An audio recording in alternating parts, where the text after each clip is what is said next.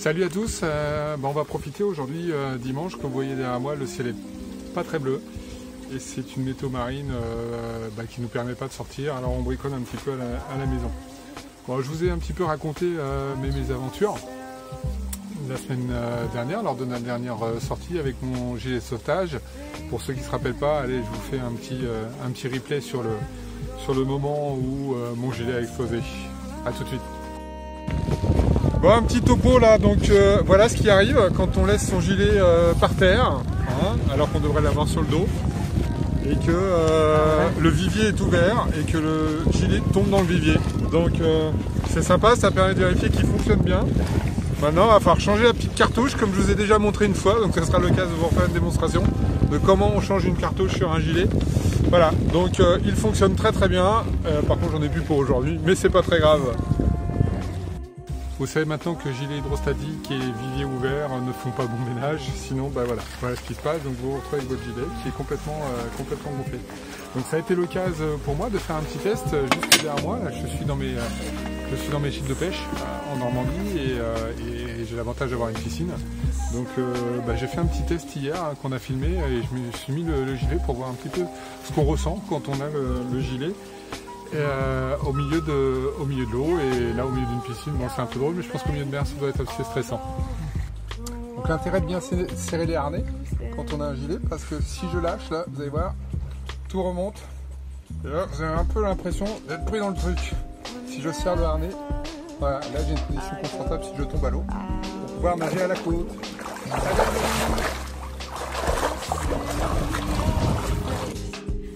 Alors la première sensation quand on est dans la piscine comme ça avec le gilet, c'est qu'on s'aperçoit de l'utilité d'avoir des sangles bien serrées.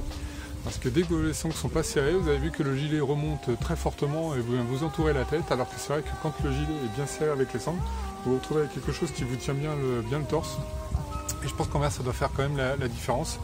Donc c'est quelque chose sur lequel j'étais pas vigilant auparavant, mais je pense que maintenant je vais serrer un petit peu mieux les sangles, et en tout cas les avoir bien accessibles pour que si un jour il y a un pépin, on puisse vraiment les attraper rapidement et bien resserrer au niveau du ventre notamment et au niveau de l'entrecuisse, pour que le gilet ne remonte pas et que vous ayez l'impression d'avoir quelque chose d'énorme autour du cou qui doit pas être spécifiquement sympa pour nager, notamment quand les eaux sont froides un petit peu en hiver. Alors je reviens au gilet. Donc voilà, le gilet est tombé à l'eau, donc tout se passe ici. Vous avez ici un premier petit bout de l'appareil là qui est ici, qui est en fait le système hydrostatique, c'est lui qui va détecter l'eau. Et une fois qu'il va détecter l'eau, la cartouche de carbone qui est ici va se vider et va venir gonfler le gilet. Donc une des premières choses à vérifier, c'est ici. Votre bout là doit être vraiment un bout tout vert, d'accord. Dès qu'il est rouge, ça veut dire que le déclencheur n'est plus bon, qu'il faut le changer. Et puis vous avez un autre système ici, vous voyez, c'est rouge. Normalement, ça doit être vert. Ça, c'est le système manuel. C'est si jamais le système manuel est utilisé en tirant comme ça sur la ficelle. Si jamais la cartouche hydrostatique ne fonctionnait pas, ça vous fait sauter ici un petit truc en plastique tout vert qui le bloque. Et donc là, ça veut dire encore une fois que la cartouche ne peut plus être utilisée. Et puis dernière chose, la cartouche, vous voyez, elle est noire là, et quand elle est neuve, elle est totalement argentée comme on va pouvoir le voir. Alors autre élément à savoir, j'ai juste dévissé le déclencheur. Je ne sais pas ici si vous voyez bien, voilà, mais vous avez une date.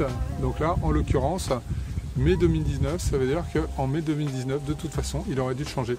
Il faut savoir que ce dispositif-là a une durée de vie de 4 ans. Tous les 4 ans, vous devez démonter votre gilet, ressortir cette pièce-là et la changer. Sinon, vous avez juste le risque quand vous tombez à l'eau, eh bien, vous n'ayez tout simplement pas de déclenchement de la cartouche de carbone, et donc vous vous retrouvez dans des situations un petit peu compliquées. Ok. Donc quand vous voulez changer, quand vous avez une maison en voiture comme moi, ou tous les 4 ans quand vous voulez changer le système, vous rachetez un petit kit.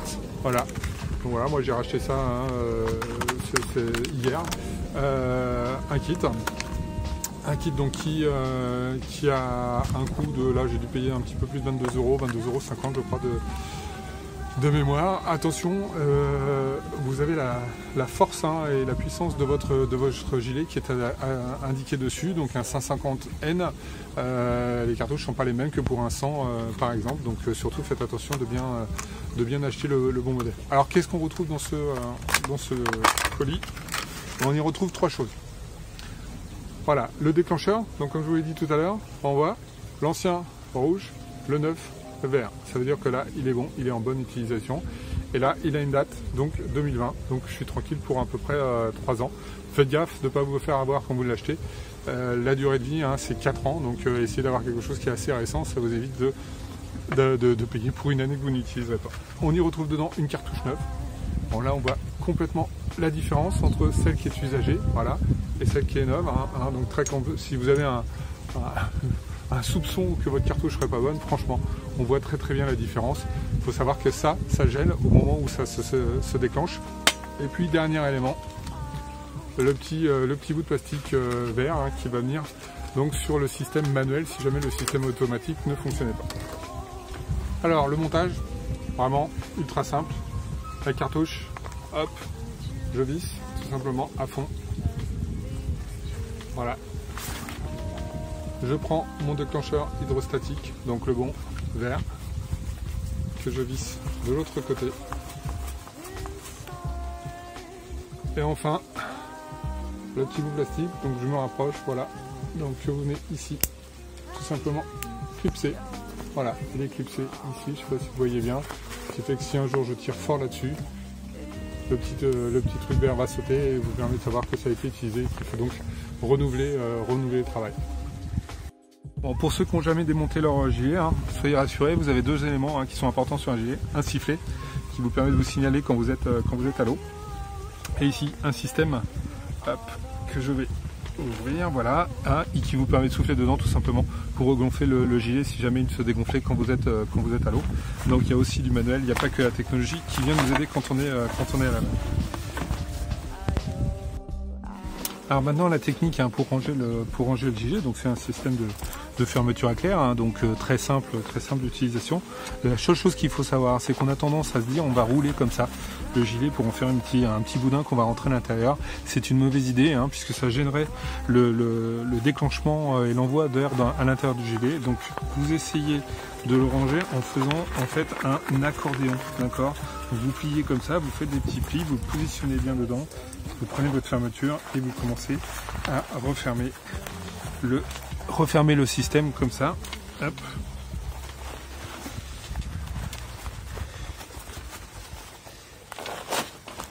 Voilà. Donc vous allez vraiment le faire d'un bout à l'autre et surtout voilà, c'est-à-dire que je le plie, je fais des plis comme un accordéon à l'intérieur et je referme et je tourne comme ça, hop, le haut. Donc voilà, des petits plis, je ne le roule pas. J'insiste, mais c'est vraiment une précaution importante pour avoir un bon déclenchement de votre gilet. Hop. Voilà.